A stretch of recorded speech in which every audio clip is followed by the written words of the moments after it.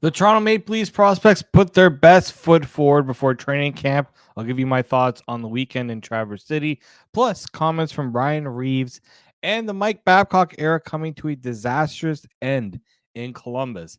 This is the Locked On Leafs podcast, part of the Locked On Podcast Network, your team every day. You're Locked On Maple Leafs, your daily podcast on the Toronto Maple Leafs, part of the Locked On Podcast Network, your team every day.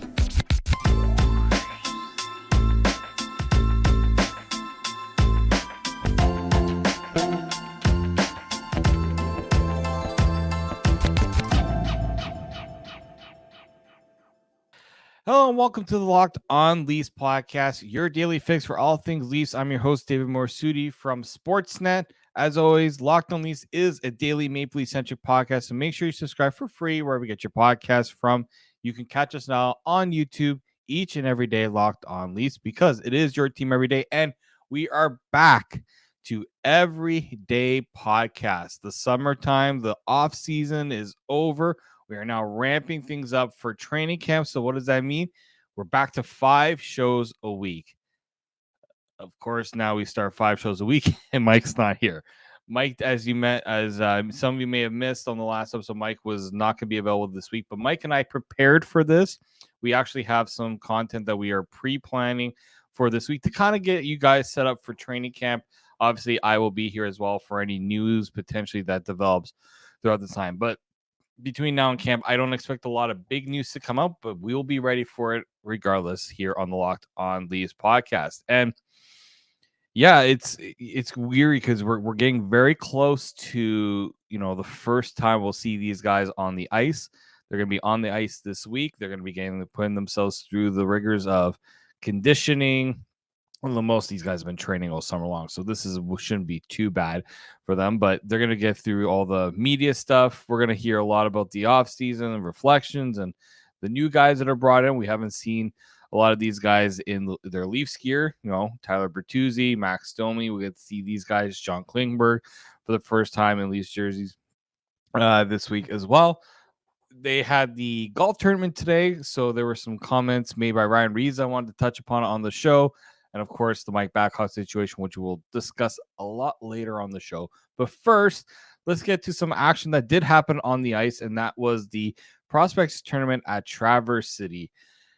The first game could not have gone, obviously, if you were looking forward to that first game, you were disappointed, not only because the Leafs lost that game 7-3, but you actually couldn't watch a majority of it because the stream was not available when they had to move rinks because of an issue at the other rink. Luckily, the final 2 games, if you took away that first one, the final 2 games were perfect. The Leafs finished the tournament 2-1. After their 7-3 loss to Columbus in the opener, they went on to beat the Dallas Stars 5-1, and then they beat the Detroit Red Wings, the host of the tournament, 6-5 in the finale. So 2-1 record there. And, obviously these tournaments, it's nice to see who wins and who loses in a lot of ways, but it's not meant to be that type of tournament, right? It's supposed to be a tournament where a lot of these younger guys are trying to make that last impression before training camp. That's the big one here, right? Because jobs are on the line. Certain players, especially the prospects, the team's got to decide, are they going to be with us for the main camp? Are we going to send them just to Marlies training camp? Are we just going to send them right back to their junior team, right? So this is what makes these tournaments important. And that's why, you can get a little bit too bound by the results of what players do, and you can get a little too high on them and thinking, oh, this guy's gonna have an incredible year because he had a hat trick at a prospects tournament. That can be true, but in this case, for the Leafs, the important one was certain players that we haven't seen in a while, or players that we hadn't even seen before. Where are they at? Where are they at currently? What are some things they need to work on? What are they doing well, right? And so I kind of wanted to give my observation from what I saw from this weekend, right? Because I wasn't focused too much on the game results, but more so players that I want to see how they did. Obviously, the first one for me was Matthew Knies, right? He's one of the more important prospects in this Leaf system because as Mike and I mentioned on the podcast many times before, the Leafs don't have a lot of players who possess a lot of the traits that Matthew Knies has. Size, drive, offensive instincts, just that willingness to compete with that size, right? The Leafs have guys that are willing to compete, but it's the size of Matthew Knies that really drives it home for me. The Leafs don't have a lot of that.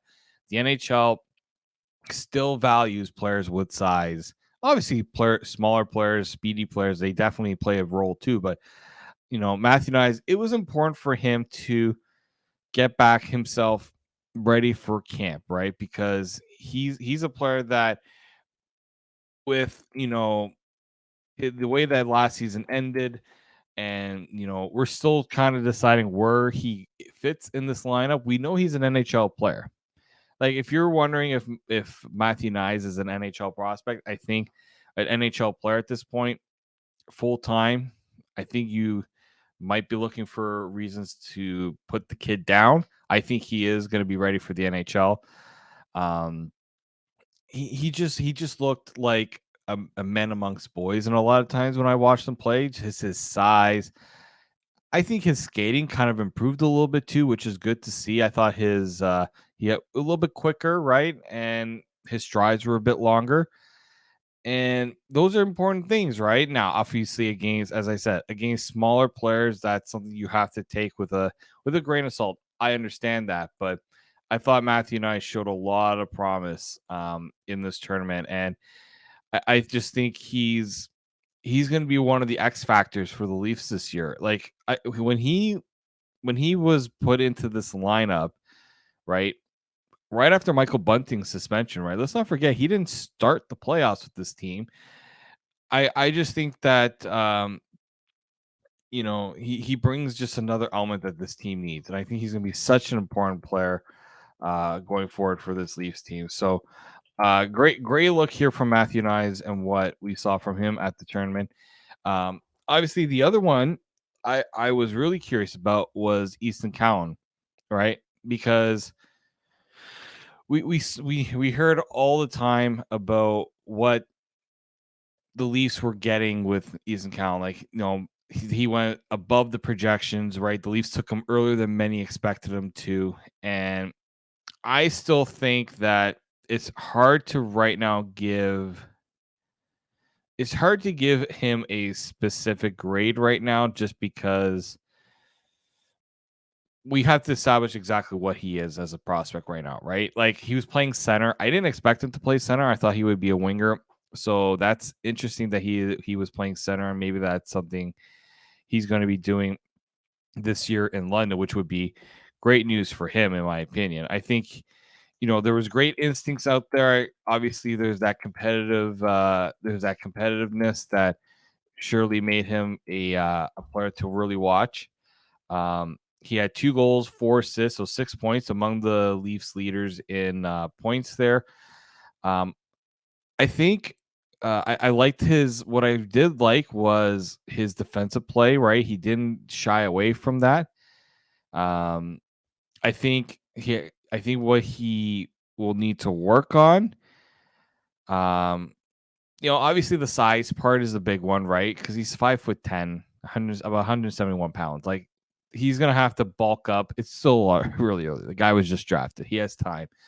So I think I like where his instincts are at. I think there's gonna be some work there from him, but liked what I saw from Easton Cowan too. And I also think Ryan Verberg, when you look at players to watch for the Marlies this year, he's going to be one of them. That's going to, I think, play a bigger role than I think some people will expect.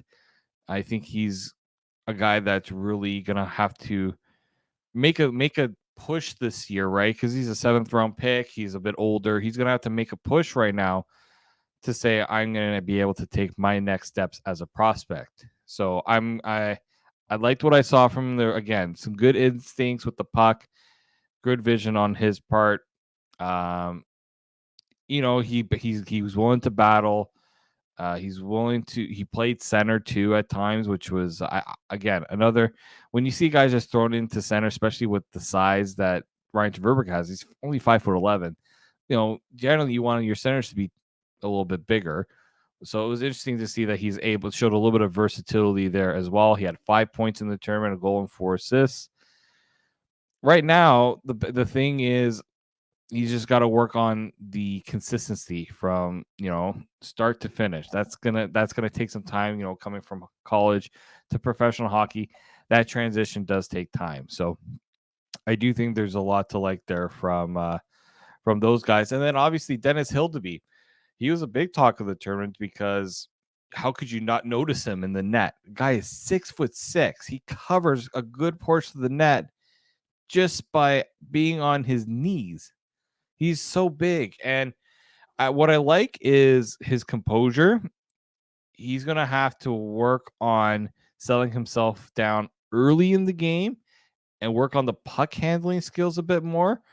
But I think he has really good movement. He uses his size well and has a really good glove, right? And when you're a guy of that size, you can go side to side pretty easily.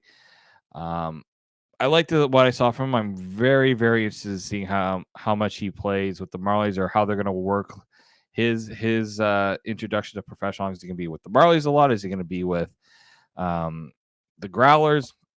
Very curious to see how they do that with Dennis Hildeby going the year. So really good. If you were just looking for some good hockey, I thought it was pretty solid hockey for the weekend. Getting us ready for kind of a little appetizer for what's to come, because we know that the real show is going to start with training camp not too far along. All right. On the other side, we're going to discuss some Leafs-related stuff, more Leafs-related stuff in terms of the golf tournament, which is kind of like the getting everybody back together again before the season starts. So I'm going to talk about some things that were said there, including Ryan Reaves doing what Ryan Reaves was brought here to do, and I'll explain why on the other side. Before we do, let me tell you about today's show sponsor, and that is Jase Medical. Everyone should be empowered to care for themselves and their loved ones during the unexpected. That's why Jase Medical offers the Jase Case. The Jase Case provides 5 life-saving antibiotics for emergency use and gives you peace of mind so you are not just hoping that you have access to medication in an emergency. Jase Medical makes sure you have the medication in hand. Jase Medical is simple. They handle everything from the online evaluation to licensed pharmacy medication delivery and ongoing consultation and care. Don't get caught unprepared. Save more than $360 by getting these life-saving antibiotics with Jase Medical, plus an additional $20 off by using promo code LOCKEDON at checkout on jasemedical.com. That is JASEmedical.com. Promo code LOCKEDON. Welcome back to the Locked On Leafs podcast. It is your team every day. David Morassutti here. Solo for this week. Mike and I, Mike's on just away for this week. We have some content planned for this week. Some very interesting content. We brought back something we did last year, which was the Create Your Perfect Leaf, where we take different traits from different players and make it into this like all-encompassing player. So Mike and I did that together last week. We also have a 2-part series about the franchise, kind of like a franchise tiers for the Leafs. So kind of where players rank within the organization. I'm not going to give too much away from that, but that's going to be a 2-part series coming out this week as well. But we do have some things to talk about, and that is more Leafs related content because they are in town. The players are getting ready for training camp, and nothing gets you ready for training camp than a golf tournament. So it's every year they do the annual golf tournament. This gets guys going, gets guys ready for training camp. And it's funny because the big attraction was Ryan Reaves, and he was for a couple reasons. Somebody had asked, I guess, Ryan Reaves about the Radko Gudas, yelling in the face of Joseph Woll as he scored I hate to do this to people who may want to forget about it, that this picture exists, but I'm going to pull it up right now just in case anybody needed a reminder of that photo that I am explaining. So Ryan Reaves on Radko Gudas's memorable Game 5 celebration. I hope he tries that. It would be interesting, wouldn't it? That'd be fun. I doubt there's going to be any of that here. Like that got it's the typical Ryan Reaves. I expected Ryan Reaves to say something like that. And I think there's obviously the Ryan Reaves signing. We know what it was made for, what it was supposed to do. I think people are maybe missing maybe some of the things that Ryan Reaves will do for this team, where maybe other guys that they have brought in to do this role haven't been able to do. Now, I'm not saying it's going to be he's going to be above and beyond, like doing things that were never done before with this team. Like, we've had guys that can fight, that dropped gloves. Like Luke Shen was great at that last year. He took care of a lot of that extracurricular stuff that the Tampa Bay Lightning tried to sucker the Leafs into, and Luke Shen kind of kiboshed a lot of that. But I think just Ryan Reaves' attitude and just kind of trying to break things up, like kind of like squash any sort of nervous tension, or just I don't just to give the room a bit of a different energy. So this was his comment. Again, he is kind of echoing what he said when he first signed in Toronto. It's not going to be a quiet room anymore. I'll tell you that much. Yeah, I think I've been around for a while. I like to help with the young guys a lot. Yeah, just a lot of energy, practice games, whatever it is. I'm an energy guy. He understands that he's not playing a huge role on the ice. It's all about making sure that this team remains focused on the goal that is a Stanley Cup, right? I think he's going to maybe push the envelope a little bit with some of the players that maybe they haven't been pushed before. And feel like, oh, what's Ryan Reaves good? Like Ryan Reaves is a bit of an, I'm going to say an alpha male type player that's not going to be afraid to maybe push the envelope a little with some of the guys that he might feel need a bit of a push. The question is, how much is enough, right? And I think Sheldon Keefe is going to appreciate having a Ryan Reaves around, where maybe the message isn't getting across from him and he needs a player to do it for him. And I think Ryan Reaves will do that. He doesn't seem to lack any, like he knows that he can do it. He's here for 3 years. I understand he can be thrown into the minors whenever, but he's here for 3 years. He's not here for a one and done sort of thing. I think that's, I think when someone's been around for as long as he has been, for 14 years, he has been to a cup final. I understand that he wasn't the main reason his team went to the cup final. I just think that those experiences do play a part with a team that has really not embraced what is needed in the playoffs, right? That second round series against Florida, the Leafs at times look shell-shocked. Ryan Reaves, I think, is going to try his best to make sure the team does not let that happen again. Will it work? I don't know. We'll see what happens. But again, I think there's something here with, I'm curious to see how this will all work out. I'm not going to be saying that this is the most important thing the Leafs could have. I just think it's different than what I've seen before from players in Ryan Reaves' situation. I think it's different than Wayne Simmons, like way different. And I don't think when I look at Wayne Simmons, yeah, there was a lot of respect for what Wayne Simmons did. I just don't know if Wayne Simmons was pushing players in the way that I think Ryan Reaves will. So I think an upgrade on the Wayne Simmons is what we're hopefully getting. Wayne Simmons, I think, has better offensive instincts. Obviously, he was a player that used to score 30 goals in a season, but curious to see how that will all work out. I think I do think that this is something that the Leafs obviously want to have established right at the start of the year, and not have to bring it in later in the year too. I think that's the other important thing, having that established right at the start of the year, rather than bringing Ryan Reaves or a player like that at the deadline. I think having that from day one, I think, will be also critical too. I think that's something that hasn't get talked about enough. All right, to end the show, for the final segment, I want to go over the sticky situation in Columbus. Former Leafs coach Mike Babcock having one of the weirdest tenures of a head coach that I have ever seen because he never actually got to coach the team. All right, I'm going to go give my thoughts on the whole situation, what this means for Mike Babcock going forward, what this means maybe for NHL teams going forward that may want to consider how they do coaching hires down the road. We'll discuss that and more here on the Locked On Leafs podcast, part of the Locked On Podcast Network, your team every day.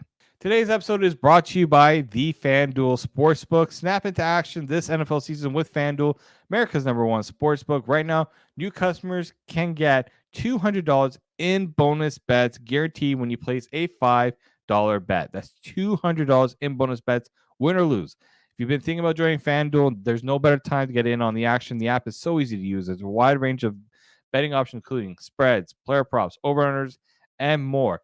With the NHL season coming around, you can get yourself some great player props right now on FanDuel. I think right now the big one, Connor Bedard, Calder, if you watched him at the rookie tournament with Chicago, might be a guy that I might want to put a wager to on in that regard. So visit FanDuel.com/lockedon and kick off the NFL season. FanDuel, official partner of the NFL and the Locked On Podcast Network.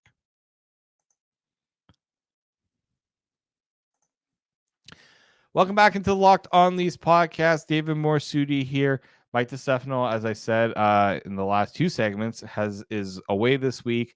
I will get you guys going through the week. 5 shows a week. We are back to 5 days a week. I'm not going to lie, guys. I'm glad we did not have to do 5 shows a week during the summer because it was tough. There wasn't a lot of content out there. We're back now to 5 shows a week with training camps around the corner. And we have news in ways that I was not expecting news to happen. If you had the over-under Mike Babcock getting fired by the Columbus Blue Jackets 0 games into the season, good on you, because I did not expect that to happen. I had my reservations about Mike Babcock coming back to the NHL. Let's not say that this was a foolproof hiring by the Columbus Blue Jackets. There was a lot of skepticism with the hiring. And then Mike and I actually were recording a podcast. The Babcock stuff was just kind of percolating, and they threw out the initial statements with Babcock accusing Spin Chicklets of spinning something that wasn't really a big deal. Boone Jenner also saying that it was made out to be. And then the NHLPA, I'm going to give the NHLPA credit here. Obviously, Spin Chicklets was the ones that made this story really come to light. But I'll give the NHLPA a lot of credit here. They didn't just let Johnny Gaudreau and Boone Jenner's comments speak for themselves and be like, okay, we're satisfied. They dug into this. They went to Columbus. They talked to players. They talked to former players of Mike Babcock. Like, they did not treat this as like a nothing situation. And then obviously we got the news that Mike Babcock resigned as head coach. Now Pascal Vincent is the head coach. Something apparently that should have been done in the first place if you heard what the team had to say. But what got me about the Mike Babcock situation that really drives me bonkers.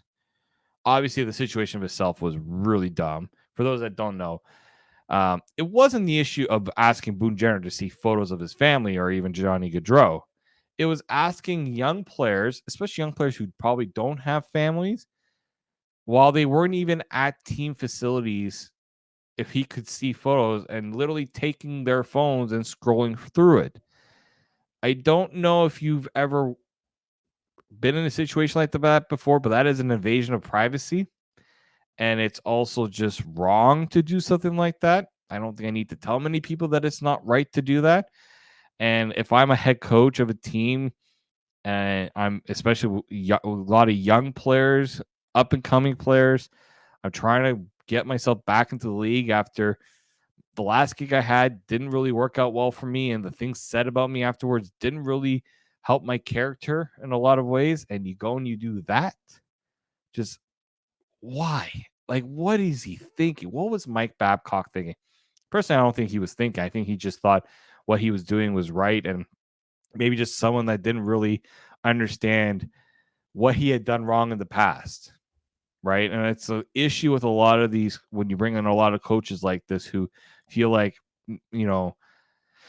they have the experience, they've had the background, and that they can kind of get away with things like this. I'm glad that that wasn't the case this time around. It's just so weird. And what was weird was the statement from Babcock.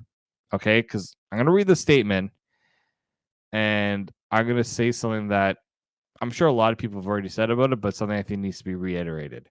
Upon reflection, it has become clear that continuing as head coach of the Columbus Blue Jackets was going to be too much of a distraction, Babcock said in a statement. While I'm disappointed to not have the opportunity to continue the work we've begun, I know it's in the best interest of the organization for me to step away at this time. I wish everyone in the organization well this upcoming season. When you resign from a position,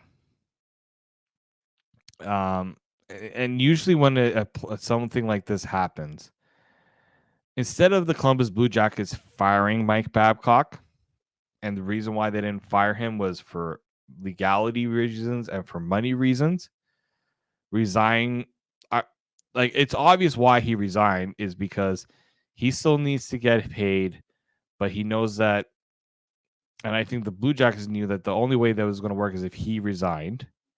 But at no point in that statement did he address what he had done and what the reason why he no longer has a job. He just basically says, you know what? I'm going to be a distraction. I'm not even going to bother. It's almost like he doesn't think he did anything wrong. I guarantee if anybody asked Mike Babcock if he did anything wrong, he would say no. He would say no. And that's another problem right there, in my opinion. Okay, as Elliot Friedman had said, one of the more serious concerns was a meeting that occurred away from team facilities that includes several minutes of looking through a phone. That was beyond the scope of what was initially understood to have occurred. And remember the first statement that Mike Babcock had put out? We actually read it here on the podcast as the statement was literally announced. I read it as they announced it, where he said it was blown out of proportion. Gee, so Mike really was hoping that somebody wasn't going to come out with what obviously Paul Bissonnette came out with on the Spin Chicklets podcast. Like it was an intense. Like if you read Elliot Friedman's article about this, it was an intense situation. This was, and like some people like, oh, what's the big deal? Like this is not a great situation to put your young players in if they feel uncomfortable because the coach is going through their phone. Like if somebody you didn't really know, like your boss, it's like, hey, can I just see your, I want to check your phone, see some photos. Okay. And he's just going through all your stuff. I don't think you'd be cool with that. I wouldn't be. This is not right. And I also have to say, the biggest thing here is Jarmo Kekalainen, and like he's the one that hired Mike Babcock, right? This wasn't just a Mike Babcock error. Okay, John Davidson and Jarmo Kekalainen deserve an equal amount of blame right here. Okay, 2 reasons. One, they deemed that he was good enough to be brought back into the league after everything that was said about him following his time in Toronto. Look, I'm all about giving people second chances if they truly deserve them. And that's the second point. At what point did anybody have a conversation with Mike Babcock and saying, you know what? We think you're a good coach. Obviously, they thought he was a good coach because they hired him. But we cannot have issues like this distract what we are trying to accomplish as a team. Clearly, that message wasn't sent out to Mike Babcock. And, like Davidson and Kekalainen had to put their tail between their legs and say, we're going to learn from this. We apologize for everything. But like, I'm sorry if the Columbus Blue Jackets have a really awful season. Kekalainen and Davidson should be shown the door. They were fortunate. I think the saving grace for them right now of them keeping their jobs was that this happened days before training camp. Like this whole situation coming about days before training camp. Because if this happened a little while ago, I think there's a good chance that one or both are looking for new jobs. And I think right now they are on thin ice. Because if you see the statement from Blue Jackets ownership, they are clearly not happy because it looks terrible on the organization, especially an organization that has a tough time bringing in players. Let's not beat around the bush. Like, Columbus is not a desirable place to go and play hockey. Okay, I understand Johnny Gaudreau went there. I think that there was other. I don't think Johnny Gaudreau had Columbus at the top of his list when he was looking at potential options. Right, it kind of just happened. But like that, like in the NHL, like just a brutal situation. It just shows that, you know, the lack of progress in a lot of ways where coaches think that what they do is right, and that like I'm glad that, you know, cooler heads prevailed in this situation and the right thing was done. Because if Mike Babcock thought that he was going to have the ability to coach that team with that stuff hanging over their head, some players can work through it. But what's not to say that Mike Babcock was going to do something else to make that situation even more awkward than it was already? So, just not a situation I think anyone expected to happen, and not one that I think should be a lesson learned for a lot of NHL teams. I'll say that. A lot of lessons should be learned from what happened there in Columbus. All right, we're going to end it here on the podcast. I'd like to thank you all for listening and supporting the show. We are now back to 5 episodes a week. As I said, we are now back to being a daily Leaf show 5 days a week. So make sure you go and follow the podcast on Twitter at Locked On Leafs. Follow myself at _Morassutti and Mike at Mickey_Canuck. We are going to get you guys ready for training camp with some fun little content that we were putting together.